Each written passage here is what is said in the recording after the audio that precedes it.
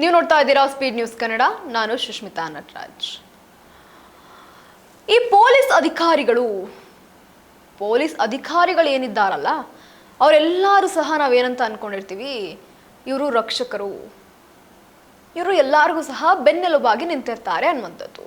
ಆದರೆ ಇವಾಗ ನಡೆದಿರುವಂತಹ ಒಂದು ಘಟನೆಯನ್ನ ನೋಡೋದಾದ್ರೆ ಯಾವ ರೀತಿ ಇದೆ ಅಂತ ಅಂದ್ರೆ, ಬೇಲಿನೇ ಎದ್ದು ಹೊಲ ಮೈತು ಅನ್ನುವಂಥ ಒಂದು ಗಾದೆ ಇದೆಯಲ್ಲ, ಅದಕ್ಕೆ ಸೂಟ್ ಆಗುವಂಥ ಒಂದು ಕೆಲಸವನ್ನ ಇದೀಗ ಹೊನ್ನಾವರ ಠಾಣೆಯ PSI ಮಾಡಿರುವಂಥದ್ದು.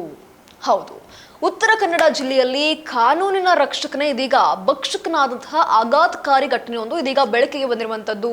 ಅಪ್ರಾಪ್ತ ಬಾಲಕಿಗೆ ಲೈಂಗಿಕ ಕಿರುಕುಳವನ್ನ ನೀಡಿದಂತಹ ಗಂಭೀರ ಆರೋಪದ ಅಡಿ ಇದೀಗ ಮಂಕಿ ಪೊಲೀಸ್ ಠಾಣೆಯ ಸಬ್ ಇನ್ಸ್ಪೆಕ್ಟರ್ ಅಂದ್ರೆ PSI ಅಭಿನಂದನ್ ಅವರನ್ನ ಭಟ್ಕಳ ನಗರ ಠಾಣಾ ಪೊಲೀಸರು ಇದೀಗ ಬಂಧಿಸಿರುವಂತದ್ದು.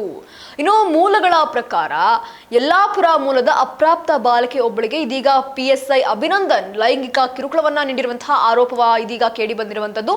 ಇನ್ನು ಈ ಕುರಿತು ಸಂತ್ರಸ್ತ ಅಪ್ರಾಪ್ತ ಬಾಲಕಿಯು ಭಟ್ಕಳ ನಗರ ಪೊಲೀಸ್ ಠಾಣೆಯಲ್ಲಿ ಲಿಖಿತ ದೂರನ್ನ ದಾಖಲೆಯನ್ನ ಮಾಡಿರುವಂತದ್ದು. ಇನ್ನು ಫೋಕ್ಸೋ ಕಾಯ್ದೆ ಅಡಿ ಈ ಪ್ರಕರಣ ದಾಖಲಾಗಿದ್ದು, ಬಾಲಕಿಯ ದೂರಿಗೆ ತಕ್ಷಣವೇ ಸ್ಪಂದಿಸಿದಂತಹ ಭಟ್ಕಳ ನಗರ ಠಾಣೆಯ ಪೊಲೀಸರು ಆರೋಪಿ PSI ಅಭಿನಂದನ್ ವಿರುದ್ಧ ಇದೀಗ ಫೋಕ್ಸೋ ಕಾಯ್ದೆ ಅಡಿ ಪ್ರಕರಣವನ್ನ ದಾಖಲಿಸಿಕೊಂಡಿದ್ದಾರೆ. ತದನಂತರ ಕಾರ್ಯಾಚರಣೆಯನ್ನ ನಡೆಸಿ ಆರೋಪಿಯನ್ನ ವಶಕ್ಕೆ ಪಡೆದಿರುವಂತದ್ದು. ಸದ್ಯ ಬಂಧನ ಪ್ರಕ್ರಿಯೆ ಪೂರ್ಣಗೊಳ್ತಾ ಇದ್ದಂತೆ ತನಿಖೆಯ ವೇಳೆ ಅಸಲಿ ಸತ್ಯಗಳು ಸಹ ಇದೀಗ ಹೊರ ಬರ್ತಾ ಇದೆ.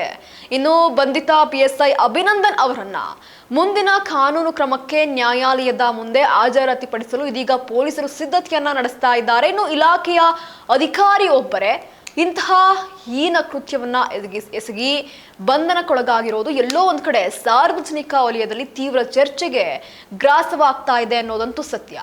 ಯಾಕೆ ಅಂತ ಅಂದ್ರೆ, ಈಗಾಗಲೇ ನಾನು ಸ್ಟಾರ್ಟಿಂಗ್ ಅಲ್ಲೇ ನಿಮ್ಗೆಲ್ಲರಿಗೂ ತಿಳಿಸ್ಕೊಟ್ಟೆ, ಬೇಲಿನೇ ಎದ್ದು ಹೊಲ ಮೈದಂತಹ ಕತೆ ಇದಾಗಿತ್ತು ಅಂತ. ಅದೇ ರೀತಿಯಾಗಿ ಇದೀಗ ಸಂತ್ರಸ್ತೆಗೆ ನ್ಯಾಯ ಸಿಗಬೇಕು ಅಂತ ಎಲ್ಲರೂ ಸಹ ಜೋರಾಗಿ ಆಗ್ರಹವನ್ನ ಮಾಡ್ತಾ ಇರುವಂಥದ್ದು.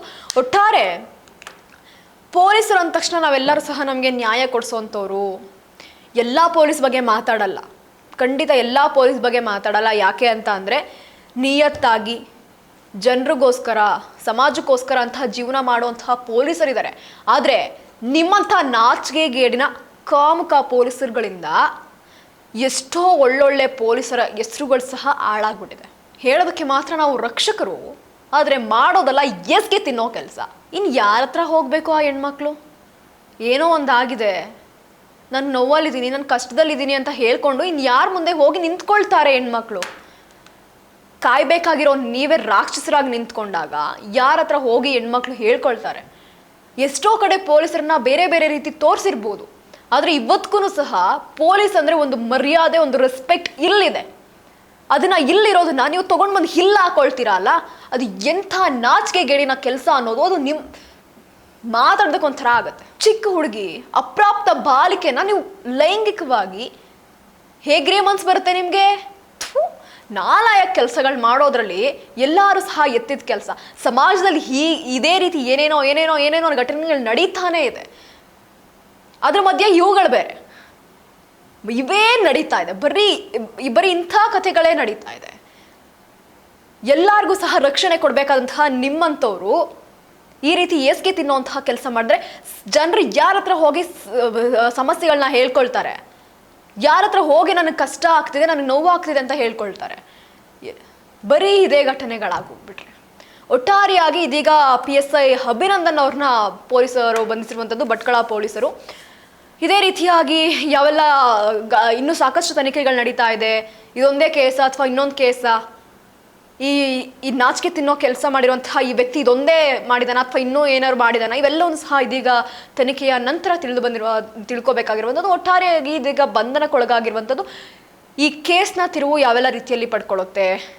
ಈಗಾಗಲೇ ನಾನು ತಿಳಿಸ್ಕೊಟ್ಟಂತೆ ಇದೊಂದೇ ಕೇಸ್ ಇದೆಯಾ ಅಥವಾ ಬೇರೆ ಕೇಸ್ ಏನಾದ್ರು ಇದೆಯಾ? ಇವೆಲ್ಲವೂ ಸಹ ಭಟ್ಕಳ ಪೊಲೀಸರು ತಿಳಿಸುವಂತಹ ನಿಟ್ಟಿನಲ್ಲಿ ಇರುವಂಥದ್ದು. ಒಟ್ಟಾರೆಯಾಗಿ ಇದಾಗಿತ್ತು ಈ ಕ್ಷಣದ ಸುದ್ದಿ. ಮತ್ತಷ್ಟು ಅಪ್ಡೇಟ್ಸ್ಗಾಗಿ ನೀವು ನೋಡ್ತಾ ಇರಿ ಸ್ಪೀಡ್ ನ್ಯೂಸ್ ಕನ್ನಡ. ಸುದ್ದಿ ನಿಮ್ಮದು, ವೇಗ ನಮ್ಮದು.